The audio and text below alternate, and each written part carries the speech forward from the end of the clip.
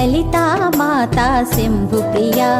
జగతికి మూలం నీవమ్మా శ్రీ భువనేశ్వరి అవతారం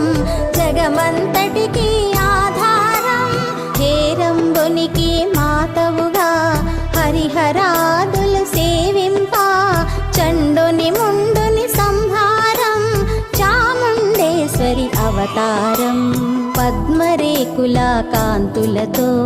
బాలా త్రిపుర సుందరిగా హంసవాహన రూపిణిగా వేదమాతవై వచ్చితివి